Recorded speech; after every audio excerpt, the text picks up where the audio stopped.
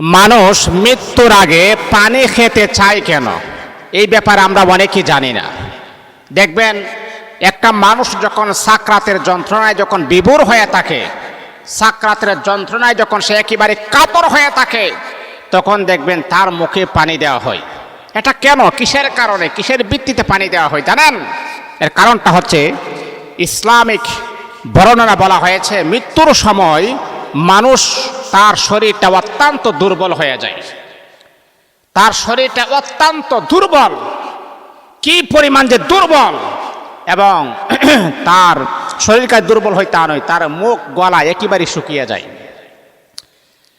আল্লাহর হাবিব বিশ্বনবী সাল্লাল্লাহু আলাইহি ওয়াসাল্লাম পৃথিবীর মহামানব, আল্লাহর পরে যার সম্মান, আল্লাহর পরে যার মর্যাদা, যেই নবীর সামনে পিছনে ডানে বামে উপরে নিচে বিন্দু পরিমাণ কোনো গুনাহ নাই, নিষ্পাপ নবী, মাসুম নবী।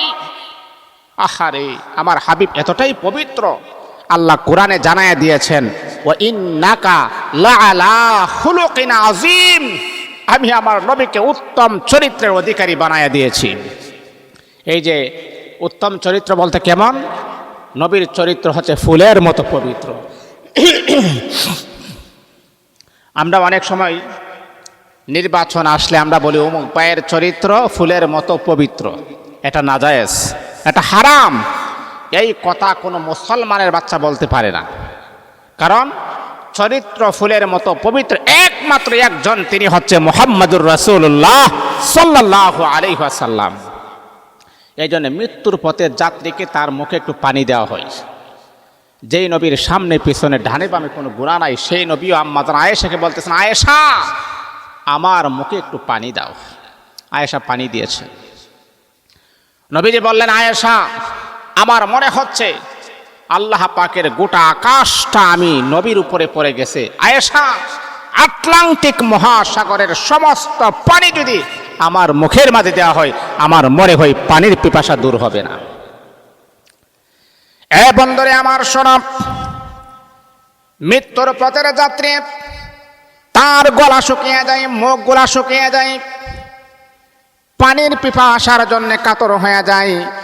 আল্লাহর হাবিব বিশ্বনবী মুহাম্মদুর রাসূলুল্লাহ সাল্লাল্লাহু আলাইহি ওয়াসাল্লাম বলেছেন, মৃত্যুর পথের যাত্রীর সাথে তোমরা সুন্দর ব্যবহার করো, সুন্দর আচরণ করো, তাদের মুখের মাঝে তুমি পানি দাও, কারণ জীবনের শেষ বিদায়টা যেন তার সুন্দরভাবে যেন হয়ে যায়।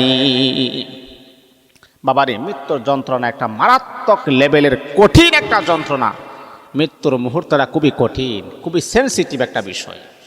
এই জন্য আমার নবী আল্লাহর কাছে বলতেন, আল্লাহ তুমি মৃত্যুটাকে সহজ করে দাও, আল্লাহ এমন মৃত্যু দাও যে মৃত্যু অনেক সময় দেখবেন মানুষের যখন সাকরাত যখন শুরু হয়ে যায়, মালাকুল মাউত আজরাইল যখন আপনার জান যখন কবজ করার জন্য আসে, অনেকে দেখেন প্রস্রাব পায়খানা পর্যন্ত করে দিই, আছে না? মৃত্যুর পথের যাত্রী প্রস্রাব পায়খানা করে দেয়, এমন কঠিন হয়, এমন কঠিন হয় বাবারে, এমন কঠিন মৃত্যু হয়। এই জন্যে মৃত্যুটা আমাদের জন্য সহজ হয়, আল্লাহর কাছে আপনি দোয়া করবেন।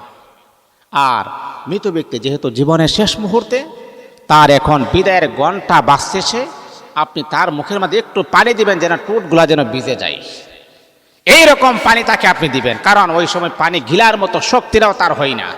তারপর আপনি টুটটা একটু ভিজিয়ে রাখবেন, এক মানে কিঞ্চিত পরিমাণ পানি, ওই যে আপনি চোখের ড্রপ দেন না, এরকমভাবে ড্রপের মতো আপনি পানি দিবেন, কারণ জীবনের শেষ মুহূর্ত যেন সে যেন কষ্ট যেন না পায়, তার সাথে সুন্দর আচরণ করবেন, সুন্দর ব্যবহার করবেন।